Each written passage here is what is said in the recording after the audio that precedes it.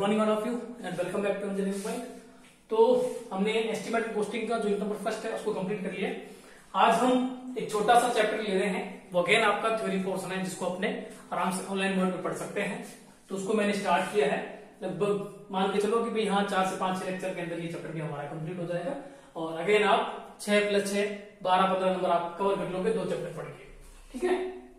तो जैसा मैंने आपको बताया कि जो मेन चैप्टर है वो है आपके एक तो रोड एस्टिमेट का, एक आपकी बिल्डिंग एस्टिमेट का है और एक आपके रेट एनालिसिस का। 3-4 चैप्टर आपके मेन है, वेरिएशन वगैरह, ठीक है। इसके अलावा भी जो चैप्टर है वो 6-8 ऐसे करके पढ़ते हैं। तो ये एक ऐसे चैप्टर हैं जो अगर ये भी पढ़ते हो तो आप आराम से मार्क्स लेके आ सकते हो, ठीक है। बाकी ये चीजें हैं सारी जो है वो आसान है, इतनी कोई टफ वाली नहीं है, ठीक है ना। ऐसा कुछ नहीं है कि भाई आपको समझाया जाए कि जो आपको समझ में नहीं है, ठीक है ना। तो अच्छा सब्जेक्ट है, तो समझने वाला सब्जेक्ट है। और जैसा मैंने आपको बताया कि जो आपका टाइम टेबल है वो जल्दी आने वाला है, या कुछ भी जो बोर्ड की तरफ से नोटिस है कि भी आपका एग्जाम पैटर्न क्या होगा, एग्जाम मोड क्या होगा, वो जल्दी आपका आने वाला। तो एक बार तो आपको ये लेके चलना है कि जो आपका रिटर्न वाला है, जो लास्ट ईयर हुआ था रिटर्न के साथ में ऑब्जेक्टिव, वो दोनों बन सकते हैं ना। तो अपन को दोनों की तरफ से फोकस करना है। अगर ऑब्जेक्टिव रहता है तो कुछ चीजें हैं वो मैं आपको लास्ट में भी करवाऊंगा, तो वो आप ऑब्जेक्टिव अपन कवर कर लेंगे। चलिए तो स्टार्ट करते हैं। ये जो चैप्टर है भाई आपका स्पेसिफिकेशंस, यूनिट नंबर 3 है। पहला चैप्टर हमने पढ़ लिया था इंट्रोडक्शन, इसके बाद में हमने स्टार्ट किया है यूनिट नंबर 3 स्पेसिफिकेशन। हिंदी में इसको क्या कहते हैं? हिंदी में इसको कहते हैं विशिष्टियां, या इसको कहते हैं विशेषता भी आप कह सकते हो। कितने मार्क्स का पूछा जा सकता है कि ये जो चैप्टर है आपका 6 मार्क्स का तो पूछा ही जाएगा, लेकिन हो सकता है कभी 6 के साथ में 8 का आ जाए या 12 तक भी पूछा जा सकता है, ठीक है। लेकिन यही मान के चलो कि भाई 6 नंबर में इंक्लूड कर रहा हूं उसके अंदर, कि 6 ही नंबर का ये चैप्टर आपको मिलेगा। 6 से 8 तक ये चैप्टर आपका मिल सकता है। कोई बड़ा क्वेश्चन आ जाए तो हो सकता है वो 12 नंबर का हो, ठीक है। कि स्पेसिफिकेशंस क्या होता है डिटेल में समझाइए जो भी, तो वो 12 नंबर का बन सकता है, ठीक है। जैसे कि वो बिल्डिंग एस्टिमेट में से कम कर दे मार्क्स, रोड एस्टिमेट में से कम कर दे, तो उस कंडीशन में ये हो सकता है कि नंबर 3 में वो 6 की जगह 12 मार्क्स क्वेश्चन आपको दे सकता है। चलिए स्टार्ट करते हैं। तो चैप्टर क्या है? चैप्टर है स्पेसिफिकेशंस। चैप्टर क्या है? चैप्टर है स्पेसिफिकेशंस। तो इसके बारे में मैंने थोड़ी सी पहले बात करी थी, जो हमने चैप्टर नंबर 1 पढ़ा था, मैंने थोड़ी सी बात करी थी कि स्पेसिफिकेशंस क्या होता है, क्यों इसकी हमें आवश्यकता पड़ती है। तो मैंने आपको बताया कि जो हमारा जो कंस्ट्रक्शन वर्क होता है उसके अंदर क्या होता है कि भाई जैसे कि आपका कंस्ट्रक्शन चल रहा होता है, जैसे कि आप ऐसा मानो कि भाई मैं एक ओनर हूं, मैंने क्या किया है कि भाई किसी भी एक कॉन्ट्रैक्टर को हायर किया या मैंने किसी भी एक एस्टिमेटर को हायर किया है, तो वो क्या करेगा, मुझे एक एस्टिमेट प्रिपेयर करके देगा कि भाई आपका जो भी वर्क है उसका ये एस्टिमेट है, इतनी कॉस्ट आएगी, ठीक है। लेकिन साथ में वो मुझे क्या देगा, एक स्पेसिफिकेशंस भी देगा, एक अलग डॉक्यूमेंट भी मुझे प्रदान करेगा। वो जो डॉक्यूमेंट होगा उसके अंदर जो भी वर्क जो मेरा होने वाला है या जो भी वर्क मेरा हुआ है, ठीक है, उसका कंप्लीट ब्यौरा होगा कि आपके फाउंडेशन के अंदर ये चीज लगी है, इतनी क्वांटिटी में लगी है और इतना इतना वहां पे कुछ आया है, ठीक है। उसी प्रकार आपका सुपर स्ट्रक्चर में इतना कुछ आया है, तो उसको अपने क्या कहते हैं? उसको अपने कहते हैं स्पेसिफिकेशन। तो ये जो स्पेसिफिकेशन होता है ये एस्टिमेट को थोड़ा सा क्या करता है? मजबूत बनाता है, ठीक है। ये एस्टिमेट को क्या करता है? मजबूत बनाता है। और इसी के द्वारा ही आप ऐसा मान के चलो कि जो आपके कॉन्ट्रैक्टर हैं वो इजीली क्या कर सकते हैं? एस्टिमेट को भी प्रिपेयर कर सकते हैं। चलिए बात करते हैं क्या होता है स्पेसिफिकेशन। तो इंजीनियरिंग कार्यों में जो ड्राइंग वर्क होता है, जो हमारा जो ड्राइंग होती है, इंजीनियरिंग कार्यों में जो ड्राइंग होती है वो वर्क की साइज व डायमेंशन देने का काम करती है। जैसे कि मैं साइट इंजीनियर हूं तो मेरे पास में क्या होगा? ड्राइंग होगा। अब ड्राइंग के अंदर जैसे कि आपका क्या हो रहा है कि भाई आपका जो भी वर्क हो रहा है, जैसे कॉलम आपके खड़े हो रहे हैं, ठीक है, कॉलम का कंस्ट्रक्शन हो रहा है, तो उसके अंदर क्या होगा? कॉलम का साइज होगा, कॉलम की जो भी डायमेंशन है, उसकी हाइट कितनी है, उसकी विड्थ कितनी है, उसके अंदर सरिये कितने हैं, ठीक है ना, सरिये का साइज क्या है, वो सब कुछ उसके अंदर ब्यौरा दे रखा होगा। ड्राइंग में मटेरियल की क्वांटिटी, मटेरियल की क्वालिटी, वर्कमैनशिप की डिटेल्स नहीं होती है। इन्हें शो करने के लिए अलग से एक कॉन्ट्रैक्ट डॉक्यूमेंट बनाया जाता है जिसे ही स्पेसिफिकेशंस कहते हैं। यानी यही मैं आपको कहना चाह रहा हूं कि जो आपका ड्राइंग होता है उसके अंदर क्या होती है? डायमेंशन होती है, प्लान होता है, मैप होता है, कितना सरिया है, उसका साइज कितना है, ठीक है ना, कहां से कहां तक लेना है, कहां पर मोड़ना है, कहां पे क्रैंक बार देना है, कहां पर नहीं देना है, कहां पे चेयर बार लगाने हैं, ठीक है ना, वो सारा कुछ, कहां पर बीम आ रही है, कहां पे लिंटेड बीम आ रही है, वो सारा कुछ हमको किसके अंदर मिलता है? हमको ड्राइंग के अंदर मिलता है। लेकिन अब हम जो भी कंस्ट्रक्शन कर रहे हैं उसके अंदर मटेरियल की क्वालिटी कैसी है भाई? मटेरियल की क्वांटिटी कहती है जो आपका वर्कमैनशिप है। वर्कमैनशिप का मतलब होता है लेबर। लेबर की क्वालिटी कैसी है, लेबर की क्वांटिटी कैसी है, ठीक है, या जो भी अपन वर्क कर रहे हैं उसके अंदर क्या रेशियो हम यूज कर रहे हैं। जैसे कि मसाला मैंने यूज किया तो मसाले का रेशियो कितना था, कंक्रीट मैंने यूज की तो उसकी ग्रेड कौन सी थी, ठीक है। ये सारा कुछ जो है वो हमारे को ड्राइंग के अंदर नहीं दे रखा होता, क्योंकि ड्राइंग जो होती है उसके अंदर जनरली साइज जो होता है वो क्या होता है, उसका कम होता है और उसके अंदर अपन सब कुछ को शो नहीं कर सकते। तो इस स्थिति में हम क्या करते हैं, अलग से कॉन्ट्रैक्ट डॉक्यूमेंट बनाते हैं। अलग से हम क्या करते हैं, कॉन्ट्रैक्ट डॉक्यूमेंट बनाते हैं। इसी कॉन्ट्रैक्ट डॉक्यूमेंट को क्या कहते हैं भाई, स्पेसिफिकेशंस कहते हैं। इसी कॉन्ट्रैक्ट डॉक्यूमेंट को स्पेसिफिकेशंस कहते हैं, यानी स्पेसिफिकेशन है कॉन्ट्रैक्ट डॉक्यूमेंट है जिसके अंदर हमें सारी चीज डिटेल्स में मिलेगी। जैसे कि आपका फाउंडेशन है तो फाउंडेशन के अंदर क्या क्वालिटी लगी है मेटेरियल की, उसकी क्वांटिटी कितनी है, उसका प्रोपोर्शंस कितना है, ठीक है, या जो भी लेबर वर्क है, ठीक है। जैसे आपको बताया कि भाई जो लेबर होती है वो भी अलग अलग होती है। जैसे कि आरसीसी काम है तो आरसीसी के जो सरिया लगाते हैं, जो सरिया जोड़ते हैं वो लेबर अलग होती है, जो कंप्यूटर काम करते हैं वो लेबर अलग होती है, वहां पे वेल्डिंग होती है उसकी लेबर अलग होती है, ठीक है। यानी लेबर जो होती है वो भी क्या होती है, डिफरेंट डिफरेंट प्रकार की होती है। वैसे ही जो आपका मेटेरियल है वो भी डिफरेंट डिफरेंट प्रकार का होता है, उसकी क्वालिटी, मेटेरियल का क्या प्रोपोर्शन है, मेटेरियल की क्या प्रॉपर्टीज है, ठीक है ना।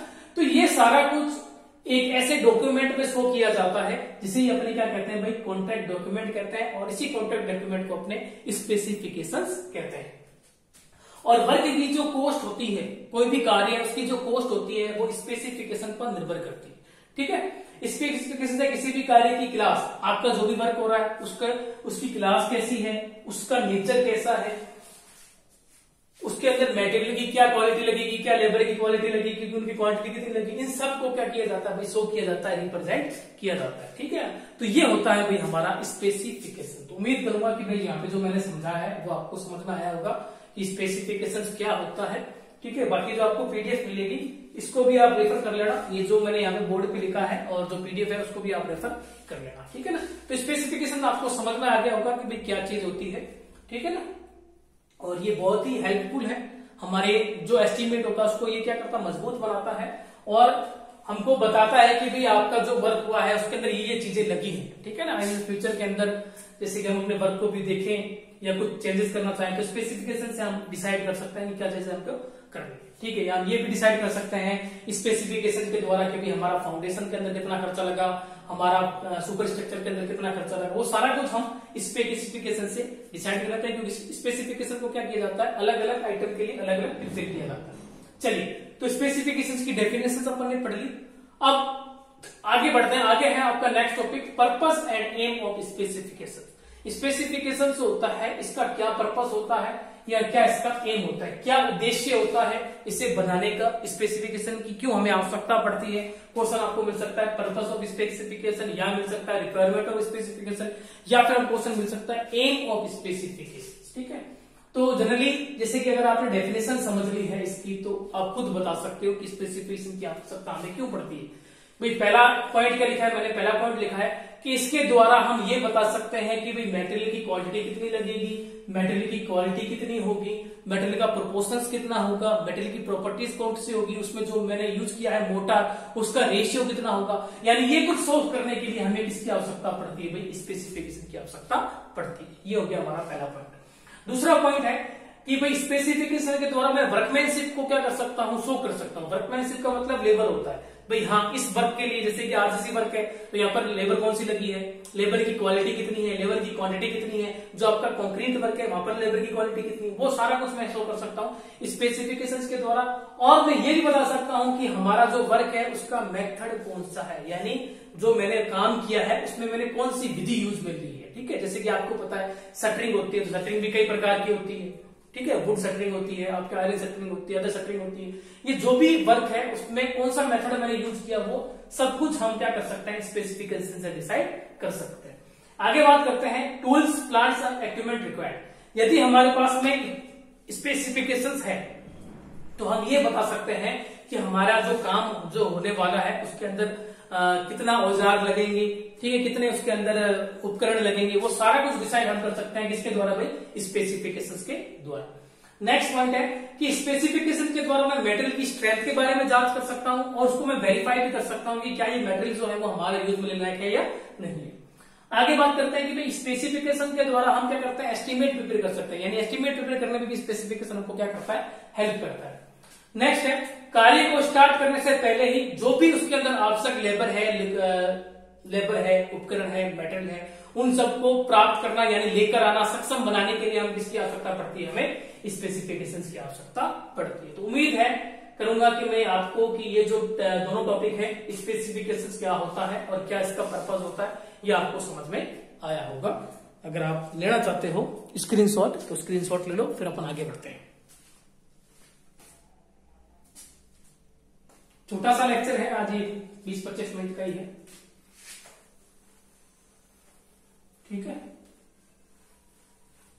चलिए आगे बढ़ते हैं। तो समझ में आ गया होगा कि भी आपको स्पेसिफिकेशंस क्या चीज होती है और क्या इसका पर्पस होता है, इसे बनाने का क्या पर्पस होता है, उसके बारे में अपन ने बात कर ली है। अब आगे बात करते हैं कि भाई स्पेसिफिकेशंस जो होता है वो कितने प्रकार का होता है, तो उसके बारे में अपने बात कर लेते हैं। Types of specification. स्पेसिफिकेशन जो होता है ये कितने प्रकार का होता है, तो उसके बारे में अपने बात कर लेते हैं। तो स्पेसिफिकेशन जो होता है जनरली ये आपका 2 प्रकार का होता है। एक तो पहला होता है जनरल स्पेसिफिकेशन, या जिसे अपने और नाम से जानते हैं ब्रीफ स्पेसिफिकेशन, और जो दूसरा होता है वो है आपका डिटेल स्पेसिफिकेशन। बाकी जो आपको पीडीएफ मिलेगी उसको वैसा का वैसा नोट डाउन कर लेना, और जो स्क्रीनशॉट आपने लिया उसको मैंने शॉर्ट बताया, ठीक है ना। इस दोनों को देखते हुए नोट्स प्रिपेयर करना चाहो तो नोट्स प्रिपेयर कर सकते हो, ठीक है। और एक देखो, एक चीज ध्यान में रखो कि ये जो चैप्टर है आपका स्पेसिफिकेशंस है, इसके अंदर कंप्लीट आपका थ्योरी पोर्शन है। तो इसके अंदर क्या होगा कि भी आपको कहेगा कि जैसे कि आपका सुपर स्ट्रक्चर का काम है, उसके अंदर आपका ब्रिक वर्क हो रहा है, उसका स्पेसिफिकेशन बनाइए, ठीक है। सुपर स्ट्रक्चर किसको कहते हैं कि जो आपका प्लिंथ लेवल होता है उसके ऊपर जो भी कुछ बनता है वो आपका सुपर स्ट्रक्चर कहलाता है। तो आपको पता होना चाहिए कि भाई जो आपका जमीन के जब ऊपर आपका स्ट्रक्चर बन रहा होता है, जैसे कि ये रूम है, अब इस रूम के अंदर क्या क्या चीजें हुई हैं। इस रूम के अंदर ये दीवार खड़ी हुई है, आप देख सकते हैं चारों तरफ। इसके अंदर जो दरवाजे लगे हैं वो खड़े हुए हैं, इसके अंदर जो खिड़कियां हैं वो लगी हैं, इसके अंदर छत बनी है, ठीक है। फिर इसके अंदर प्लास्टर का काम हुआ है, फिर इसके अंदर कलर का काम हुआ है, ठीक है। फिर इसके अंदर क्या हुआ, ऊपर का जो छत है उसका काम हुआ। यानी आपको पता होना चाहिए कि जो सुपर स्ट्रक्चर है उसके अंदर क्या क्या काम होता है। और वही अगर आपका क्वेश्चन आ जाए कि जो क्वेश्चन आपका आ जाए कि भाई एक फाउंडेशन है, फाउंडेशन के लिए आपको स्पेसिफिकेशन बताना, मतलब जो नींव है, नींव के विशिष्टता क्या क्या हो सकती है उसके बारे में बताइए। तो आपको पता होना चाहिए कि भाई जो आपका नींव है, नींव के अंदर कौन कौन सा कार्य होता है। सबसे पहले क्या किया जाता है, भाई कोई भी आपका लैंड है, ठीक है, जहां पर अपन को लैंड का मतलब कोई क्षेत्रफल हो गया, एरिया हो गया, जहां पर अपन को स्ट्रक्चर खड़ा करना है, तो सबसे पहले तो अपन यही करेंगे भाई उसकी लैंड जो है उसके अंदर कोई मान लो कोई कुछ पेड़ पौधे वगैरह है या कुछ जंगली कोई विकास फूस वगैरह है उसको हटाएंगे, और वहां के उस पूरे लैंड को क्या करेंगे भाई अपने कंस्ट्रक्शन बनाने के लिए सेफ बनाएंगे। फिर उसको अपन क्या करेंगे, एक लेवल में लेके आएंगे। तो ये हमारा पहला काम हो गया। उसके पश्चात अपन क्या करेंगे, उसके पश्चात अपन खुदाई का काम करेंगे, एक्सकेवेशन का काम करेंगे। खुदाई करने के बाद में जो आपका नीचे का जो मिट्टी है, नीचे की जो मिट्टी है उसको अपन कुटाई करेंगे। तो नीचे की जो सोइल है उसको अपन क्या करेंगे, सबसे पहले अच्छे से कॉम्पैक्ट कर लेंगे। उसके बाद में हम स्ट्रक्चर बनाना स्टार्ट करेंगे। जब स्ट्रक्चर बनाना स्टार्ट करते हैं तो पहला जो प्रोसेस होता है वो क्या होता है, पीसीसी जिसे आप बोलते हो, प्लेन सीमेंट कंक्रीट। उसकी अपने एक लेयर बिछाते हैं, उसके ऊपर अपने क्या करते हैं, फुटिंग बढ़ाते हैं। फुटिंग के बाद में फुटिंग के भी प्रकार होते हैं, फर्स्ट फुटिंग, सेकंड फुटिंग। उसके पश्चात में आपका बैकफिल का कार्य होता है, मिट्टी आपकी भराई होती है। उसके बाद आप जब ग्राउंड लेवल पर आ जाते हो तो आपका डीपीसी का वर्क किया जाता है, फिर आपकी प्लिंथ भी स्टार्ट होती है। यानी मैं आपको ये बताना चाह रहा हूं कि क्वेश्चन आपका जो भी आए, लेकिन आपको ये चीज पता होना चाहिए कि भाई फाउंडेशन के अंदर क्या क्या चीजें होती हैं, सुपर स्ट्रक्चर के अंदर क्या क्या चीज होती है। अगर वो कहता है ब्रिक वर्क का बनाओ तो आपको पता होना चाहिए भाई ब्रिक वर्क के अंदर क्या क्या चीजें होती है। तो उसके लिए करना क्या है आपको, मैं आपको एक दो यूट्यूब की जो लिंक है वो मैं आपको शेयर कर दूंगा। अगर आपको बुक है तो बुक में आप देख सकते हो। आपको ये पता होना चाहिए कि जब कोई भी बिल्डिंग खड़ी होती है तो उसके अंदर कौन कौन से स्टेप होते हैं। मतलब जो आपका ग्राउंड लेवल है, मतलब नीचे से कोई भी बिल्डिंग है, जैसे आपका ये कोई बिल्डिंग है, ठीक है, ये बिल्डिंग आपका बना है, ये बिल्डिंग आपका कंप्लीट बना हुआ है, मतलब इसके अंदर नींव भी है और इसके अंदर छत भी है, नीचे से लेके टॉप तक। इस बिल्डिंग को बनाने में क्या क्या स्टेप यूज में हुए हैं ये सब आपको पता होना चाहिए। जनरली बच्चों को पता होता है क्योंकि वो थर्ड ईयर में है, जैसे कि तुमको पता ही होगा भाई क्या क्या चीजें होती है, क्योंकि तुम जनरली अभी साइट पर जाके आए हो, ट्रेनिंग वगैरह करके आए हो। अगर नहीं भी बताया तो मैं आपको एक दो लिंक शेयर कर दूंगा, खुद भी आप वीडियो देख सकते हैं यूट्यूब पर।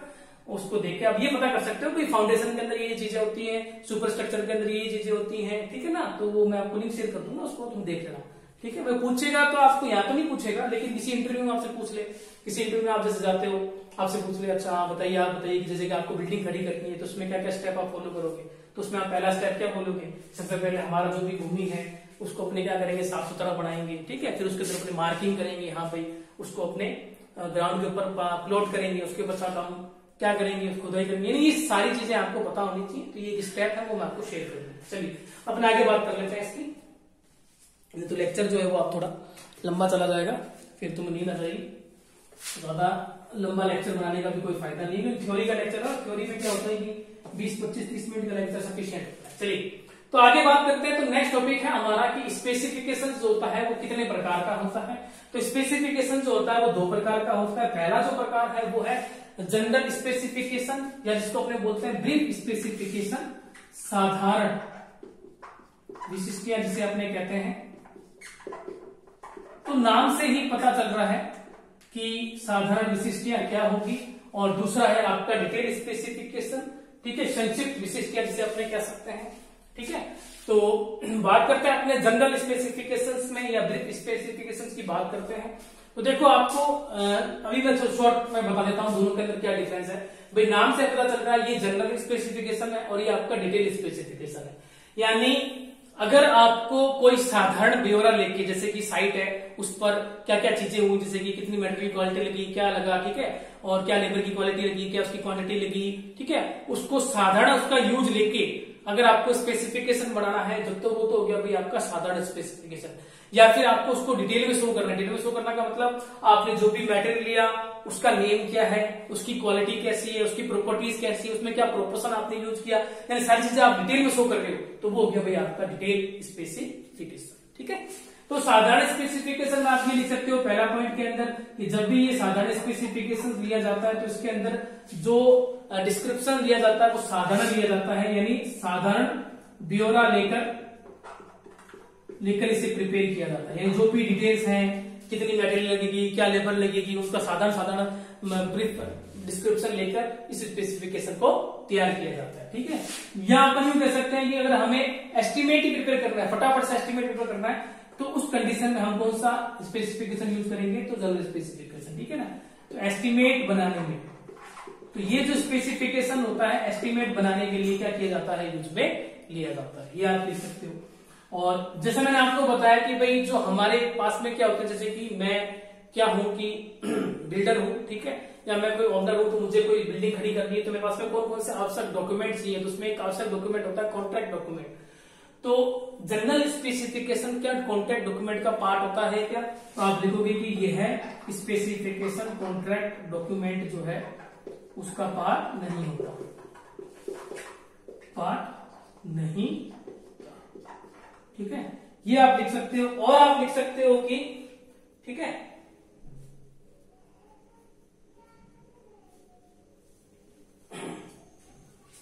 ठीक है, तो इसको शॉर्ट में प्रिपेयर किया जाता है, ठीक है, शॉर्ट स्पेसिफिकेशंस या शॉर्ट डाटा लेकर इसको क्या किया जाता है, प्रिपेयर किया जाता है। तो ये हो गया हमारा कौन सा भाई, जनरल स्पेसिफिकेशंस की बात होगी। अब अपने बात करते हैं डिटेल स्पेसिफिकेशंस क्या होता है।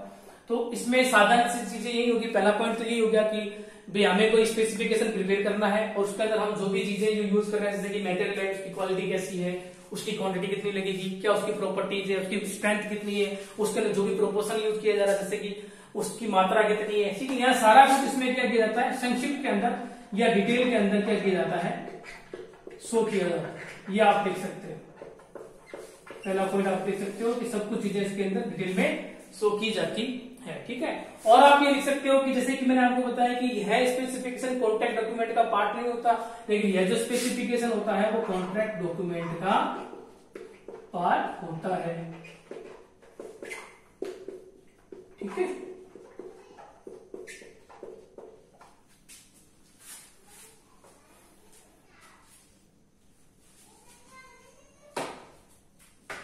और इस स्पेसिफिकेशन जो होता है, डिटेल स्पेसिफिकेशन जो होता है, उसके द्वारा हमें ये पता चलता है कि भाई आपका कार्य जो है वो कौन सा है और कैसे उसको करना है,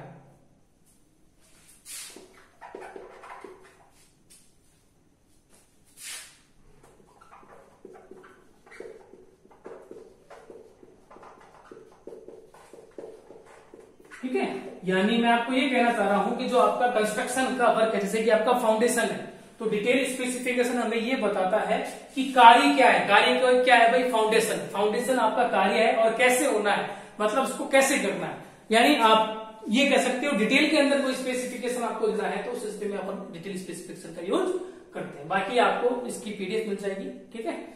तो आज के लेक्चर में इतना ही पड़ता है, छोटा सा लेक्चर है, ठीक है। बाकी जैसे मैंने आपको बताया कि इस चैप्टर के अंदर कुछ ज्यादा कुछ चीजें तो है नहीं, ठीक है ना। छोटी छोटी चीजें हैं जो अपन को ध्यान में रखनी है। और एक जो मैं आपको एक दो वीडियो में आपको शेयर करूंगा, लिंक शेयर करूंगा, उसको तुम देख लेना, ठीक है ना, उसको तुम पढ़ लेना। और कल अपन स्टार्ट करेंगे, आगे डिटेल में पढ़ेंगे जनरल स्पेसिफिकेशन डिटेल में क्या क्या होता है, और डिटेल स्पेसिफिकेशन को भी डिटेल में पढ़ेंगे, इसके अंदर क्या क्या चीजें होती हैं। फाउंडेशन से लेकर सुपर स्ट्रक्चर तक कौन सी चीजें ध्यान में रखनी होती है, इसमें भी सेम चीज अपन को कौन सी चीजें ध्यान में रखनी होती है, ठीक है। तो बाकी इसकी आपको पीडीएफ मिल जाएगी। पीडीएफ के अंदर आपको डिटेल में शो करा हुआ है मैंने, यहाँ तो मैंने देखो शॉर्ट में समझा दिया, क्योंकि अगर डिटेल में समझाने लग गया तो ये लेक्चर थोड़ा लंबा चला जाएगा, ठीक है।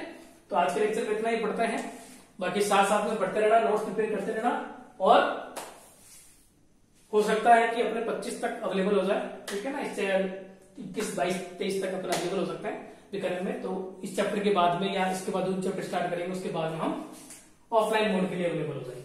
तो जब तक एक बार पढ़ते रहो, जब ऑफलाइन मोड अवेलेबल हो जाएंगे तो वहां पर हमारा टारगेट क्या होगा कि भाई जैसे कि थ्योरी अपन ने यहाँ पढ़ ली, 2-3 चैप्टर में आपको यहाँ पढ़ा दूंगा, वहां पर टारगेट यही होगा कि सबसे पहले तो इधर आपको न्यूमेरिकल पोर्शन पढ़ाना है, इधर आपके टेस्ट लेना है, जैसे कि आपके स्टील के पूरे टेस्ट बाकी हैं, स्टील आपको तैयार करवानी। सडनली आपके पास नोटिस आ जाता है कि यस आपका ऑब्जेक्टिव होने वाला है, तो ऑब्जेक्टिव के नोट्स पढ़ा दिए पहले मेरे पास, ठीक है।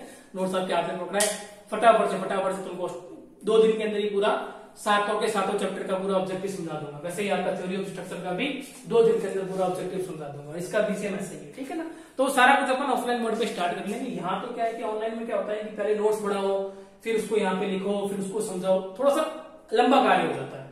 और अगर यही अपनी क्लास ऑफलाइन मोड पे लेते तो जो आपके पास में पीडीएफ है वो आपको हार्ड कॉपी दे देते और तुमको फटाफट समझा देते, ठीक है ना। चलिए फिर जल्दी अवेलेबल होता है, अपने टारगेट यही बनाते हैं कि ये जो आपका चल रहा है वीक, इसमें तो अवेलेबल नहीं होंगे, सोमवार के बाद से अपने अवेलेबल हो जाएंगे। तो मिलते हैं, जब तक बाकी ये चैप्टर आप पढ़ते रहो, ठीक है। और कुछ दिक्कत हो तो पूछ लेना, ठीक है फिर।